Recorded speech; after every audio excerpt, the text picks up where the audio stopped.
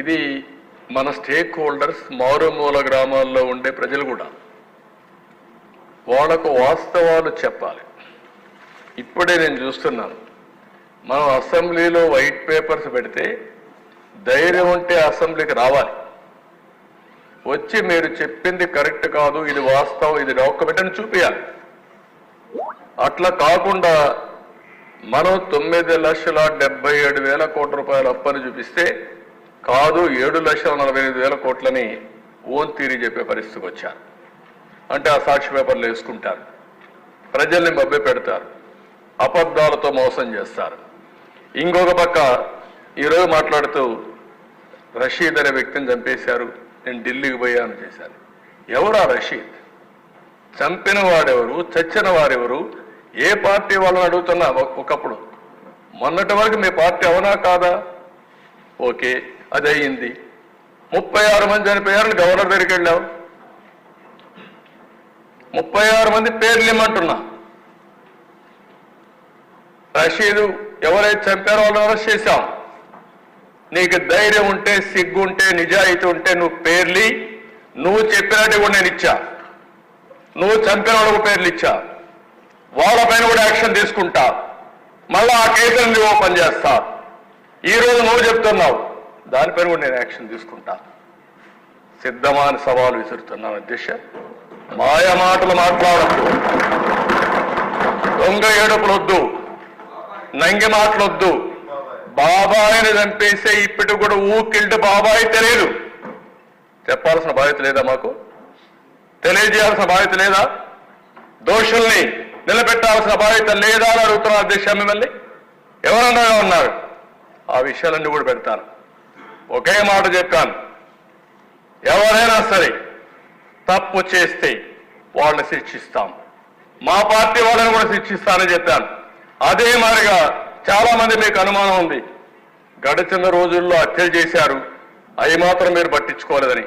అవి కూడా వదిలిపెట్టాను, వడ్డీతో సహా చెల్లిస్తా, అది కూడా పెడతాను. ప్రజాస్వామ్యం అంటే తమాషా కాదు.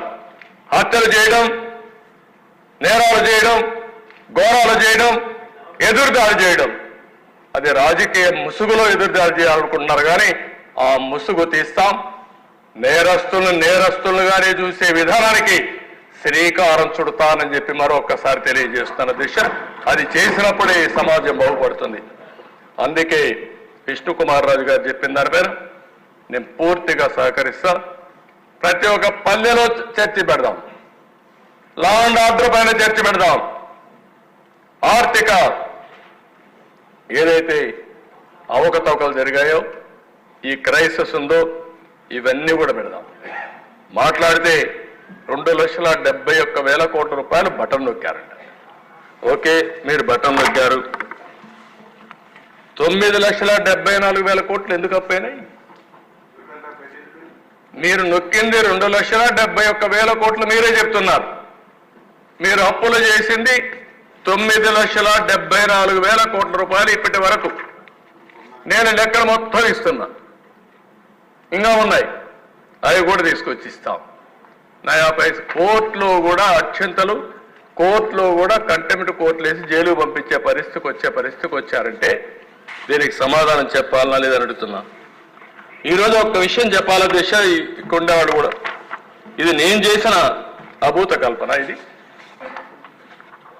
ఎవరు చెప్పారు ఈ మాట? మద్యపాన నిషేధం అని చెప్పారా లేదా? మీరు చెప్పి ఏం చేశారు? 2 స్ట్రీములు పెడతారా మీరు? ఏఆర్ఈటీ, అడిషనల్ రీటైల్ ఎక్సైజ్ రెవెన్యూ, 14,275 కోట్లు ఇప్పటికా ఆ స్ట్రీమ్లో వెళ్ళాయి.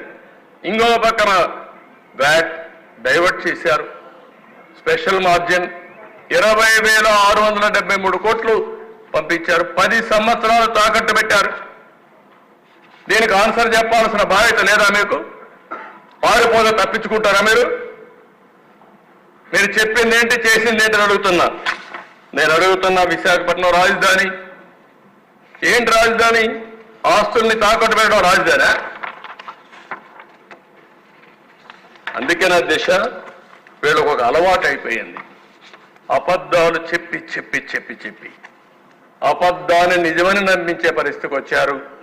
ఓసారి అబద్ధం చాలా ఫాస్ట్గా వెళ్తుంది, నిజం కొంచెం స్లోగా ఉంటుంది. కానీ అంతిమంగా నిజము నిప్పు లాంటిది, నిజమే గెలుస్తుంది, సత్యమే గెలుస్తుంది, దాంట్లో అనుమానం లేదని చెప్పి మరొకసారి ప్రజలు నిరూపించారు.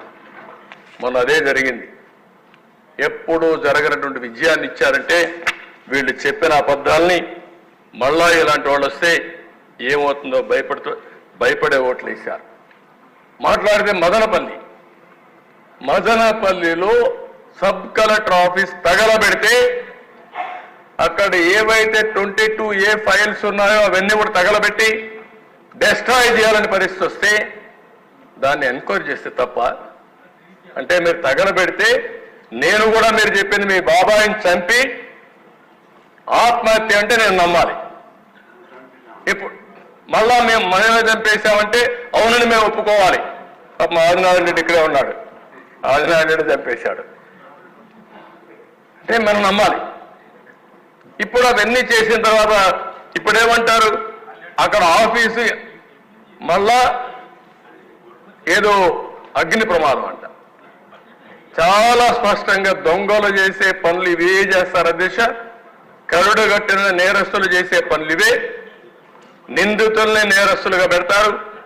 వాళ్ళు చేసిన తప్పులు తప్పించుకోవడానికి అడ్డదుడ్డంగా దాడి చేసే పరిస్థితి వస్తుంది. ఇంకో పక్క మాట్లాడుతూ ముచ్చుమర్రి ఒక బాలిక రేప్ చేసి చంపేశారు. వదిలిపెట్టలేదేమేం, అరెస్ట్ చేశాం. అరెస్ట్ చేయడం కాదు, పోలీస్ స్టేషన్లో పెడితే ఒక అతను చచ్చిపోయినా పర్వాలేదు, తప్పు చేసిన వాడిని వదిలిపెట్టకూడదని శిక్షించే ప్రభుత్వం ఎన్డీఏ ప్రభుత్వం. అక్కడ ఏం యాక్షన్ తీసుకోలేదంట. పోయి చూడు ఏం చేశాము, డెమాన్స్ట్రేటివ్గా యాక్ట్ చేశాం.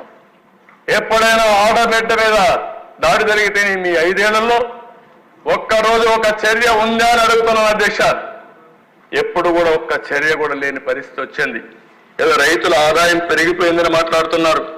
ఏం పెరిగిపోయిందంటే ఆదాయం, ఏం పెరిగిపోయిందంటే రైతులకి నేను GSTPలో చాలా క్లియర్గా చూపించాను.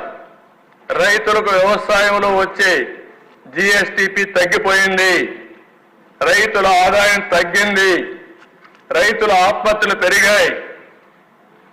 దేశంలోనే ఎక్కువ అప్పుండే రైతాంగం మన రాష్ట్రంలో ఉండే పరిస్థితి వచ్చింది దిశ. ఇలాంటి చాలా ఉన్నాయి. ఏదేమైనా నేను సభ్యులందరినీ ఒకటే కోరుతున్నా, ఇవన్నీ మన ప్రజల్లోకి తీసుకెళ్దాం. మీరు చెప్పింది కూడా కొంతమంది ఎంక్వైరీ కూడా చేయమన్నారు, వేరియస్ ఎంక్వైరీస్. కానీ దీన్ని నేను ఎప్పుడు కూడా పొలిటికల్ విక్టిమైజేషన్ నా జీవితంలో ఎప్పుడూ లేదు. కానీ తప్పు చేసిన వాళ్ళు కావాలని తప్పించుకుని సమాజానికే ఒక సవాలుగా తయారైతే మాత్రం వదిలిపెట్టే సమస్య ఉండదు. న్యాయం ధర్మం కోసం ప్రజలు ఎన్నుకున్నారు. ఆ న్యాయం ధర్మాన్ని కాపాడడానికి సర్వ విధాల ప్రయత్నం చేస్తానని చెప్పి మీకు అందరికీ తెలియజేసుకుంటూ, నేను మళ్ళీ అడుగుతున్నా ఈ సభ ద్వారా, ఏ మాత్రం విశ్వసనీయత ఈ వైఎస్ఆర్ కాంగ్రెస్ పార్టీకి ఉంటే, అది ఒక రాజకీయ పార్టీగా ఉండాలనుకుంటే 36 పేర్లు పంపించండి. 36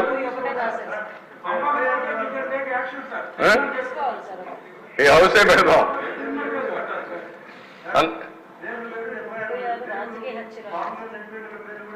ఆ పేర్లు ఇస్తే దానిపైన మన పేర్లు అట్టగా FIR లో ఉంటుంది కదా, FIR కూడా ఏమంటాం వాళ్ళని, వాళ్ళు కూడా FIR కూడా ఏమంటాం. 36 మంది పేర్లు, అదే 36 రాజకీయ హత్యలు FIRలు కూడా ఇమ్మని డిమాండ్ చేస్తున్నా. అది ఇచ్చిన తర్వాత తెలుస్తుంది. అంటే అధ్యక్ష చాలా జీవితాంతం అబద్ధాలు చెప్పి అబద్ధాల పునాదులపైన పార్టీ పెట్టి ఆ అబద్ధాలపైన బతికి ప్రజల్ని మోసం చేసిన వాళ్ళు ఇవన్నీ మాట్లాడుతూ ఉంటారు అధ్యక్ష. నా స్థాయికి నేను మాట్లాడకూడదు అనుకున్నాను, కానీ నేను మాట్లాడకపోతే కూడా హిస్టారికల్ మిస్టేక్ అవుతుందనే ఉద్దేశంతోనే I want to straight in the record. లేకపోతే నేను మాట్లాడేవాడుగా నా జీవితంలో ఎప్పుడు నేను ఇవన్నీ మాట్లాడలేదు. ఆ రోజు ఉండే నాయకులు హుందాతనంగా బిహేవ్ చేశారు. ఇక్కడ హుందానే లేదు, పద్ధతి లేని వాళ్ళు వచ్చారు. అలాంటి వాళ్ళు వచ్చినప్పుడు ప్రజాస్వామ్యానికే కాదు సమాజానికే చాలా ప్రమాద దిశ. అందుకే నేను కోరుతున్నా, చేసిన డ్యామేజ్ చాలా చేశారు, కానీ మనందరి మీద బాధ్యత ఉంది. వాళ్ళు చేశారు కాబట్టి మేమేం చేయలేమంటే మనల్ని ప్రజలు అప్రిషియేట్ చేయరు. ఒక పక్క వాళ్ళ ఎండగడుతూనే, ఒక పక్క తప్పుల్ని ఖండిస్తూ శిక్షిస్తూ, అదే సమయంలో ప్రజలకు మనం ఇచ్చిన హామీలు నిలబెట్టుకోవడానికి రాత్రింబగళ్ళు పనిచేస్తాం. ఈ చర్చలు కూడా 7 పేపర్లని రాష్ట్రం మొత్తం చర్చిద్దాం, వాళ్ళ ఐడియాస్ కూడా తీసుకుందాం.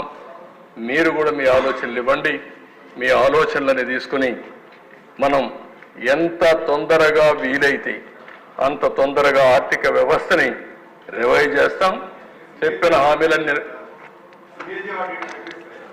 సిఏజీ ఆడిట్ కూడా కొన్ని